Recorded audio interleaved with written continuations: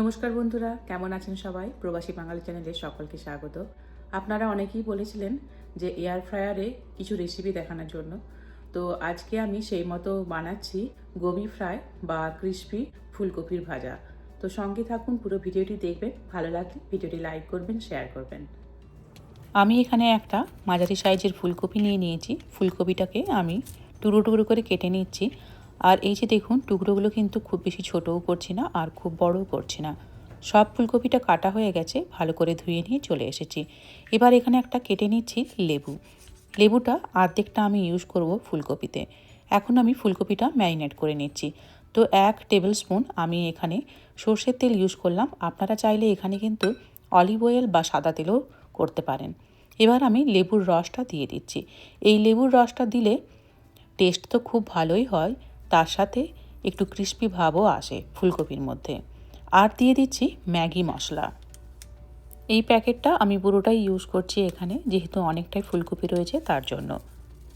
মশলাতে যেহেতু সল্ট আছে, তো আলাদা করে আমি আর সল্ট দিচ্ছি না। আপনারা যদি মশলা না ইউজ করতে চান তাহলে জিরে গুঁড়ো, ধনে গুঁড়ো আর অল্প পরিমাণে ব্ল্যাক পেপার ইউজ করতে পারেন। অল্প পরিমাণে আমি একটু হলুদের গুঁড়ো দিয়ে দিলাম। আর আপনারা চাইলে এখানে লঙ্কার গুঁড়ো ইউজ করতে পারেন। ভালো করে ম্যারিনেট করে নিয়েছি। এখন আমি একটা পেঁয়াজ স্লাইস করে নিচ্ছি। স্লাইস করে এই পাপড়িগুলোকেও আমি ছাড়িয়ে রাখছি। আর এর সাথে দিয়ে দিচ্ছি 2টো চেরা কাঁচা লঙ্কা। এপাশে আমি এয়ার ফ্রায়ারটাকে 5 মিনিটের জন্য প্রিহিট করতে দিয়েছিলাম 390 ডিগ্রি ফারেনহাইটে, যেটা হচ্ছে 200 ডিগ্রি সেন্টিগ্রেডে। এয়ার ফ্রায়ার প্রিহিট হয়ে গেছে। এবার আমি ফুলকপিগুলি দিয়ে দেব।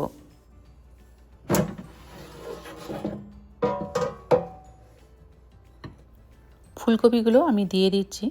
আর এখানে খেয়াল রাখতে হবে ফুলকপিগুলো যেন সিঙ্গেল লেয়ার থাকে। ডাবল লেয়ার হয়ে গেলে খুব ভালো করে কুক হয় না, তার জন্য এভাবে ছড়িয়ে দিতে হবে। আর আমার কিছু ফুলকপি রয়ে গেল, তো তার জন্য যেহেতু ডাবল বাস্কেট রয়েছে, তো ওই সাইডটাতে আমি কিছুটা দিয়ে দিচ্ছি।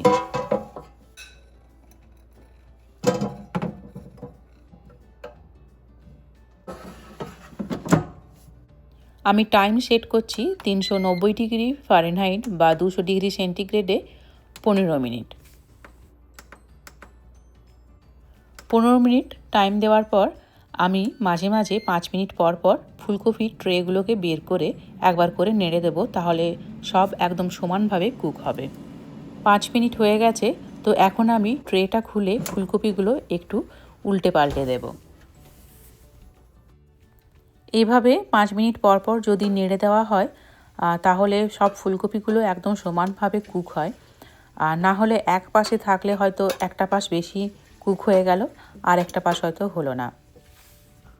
আমি এখানে 1 চামচ অয়েল ইউজ করেছি। অয়েল না ইউজ করলেও কিন্তু হয়ে যায়, তাহলে এই ট্রেটাতে একটুখানি অয়েল স্প্রে করে দিতে হয়। আর যেটা গ্যাসে করতে গেলে অন্তত 2 থেকে 3 চামচ তো তেল লাগতোই। এখন আমি কেটে রাখা পেঁয়াজগুলি আর লঙ্কাগুলি ছড়িয়ে দিচ্ছি। আমি এখানে শুধুমাত্র পেঁয়াজ আর একটুখানি কাঁচা লঙ্কা কুচিয়ে দিয়েছি। তো আপনারা চাইলে এখানে কিন্তু ক্যাপসিকামও এভাবে স্লাইস করে দিয়ে দিতে পারেন, খুবই ভালো হয়। আবার আমি স্টার্ট করে দিলাম এয়ার ফ্রায়ারটা। আবার 5 মিনিট হয়ে গেলে আরেকবার আমি এই ফুলকপি পেঁয়াজ সব একবার নাড়াচাড়া করে দেব। আর 5 মিনিট বাকি রয়েছে, আরও একবার আমি পজ করে ফুলকপির ট্রেগুলোকে বের করে একটু নাড়াচাড়া করে দিচ্ছি। আপনারা অনেকেই বলেছিলেন যে এয়ার ফ্রায়ারে কিছু রেসিপি শেয়ার করার জন্য, তো তাই ভাবলাম যে আজকে এটা আমি শেয়ার করি।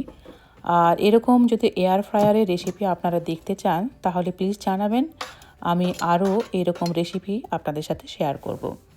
আবারও আমি এয়ার ফ্রায়ারটা স্টার্ট করে দিলাম। ভাজাভুজি খেতে সকলেরই ভালো লাগে, তবে অতিরিক্ত তেল খাওয়ার ভয়ে খাওয়া হয় না। কিন্তু যদি বাড়িতে এয়ার ফ্রায়ার থাকে তাহলে এইরকম নামে মাত্র একটু তেল দিয়ে যে কোনো ভাজা করে নেওয়াই যায়। গোবি ফ্রাই হয়ে গেছে, আমি এখন বের করে নিচ্ছি।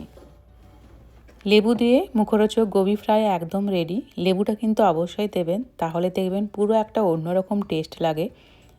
আর ভালো লাগলে আপনারা অবশ্যই একবার বাড়িতে ট্রাই করুন। আজকের ভিডিও আপনাদের কেমন লাগলো অবশ্যই কমেন্টে জানাবেন। আর ভালো লাগলে ভিডিওটি লাইক করবেন, শেয়ার করবেন। দেখা হচ্ছে পরের ভিডিও নিয়ে।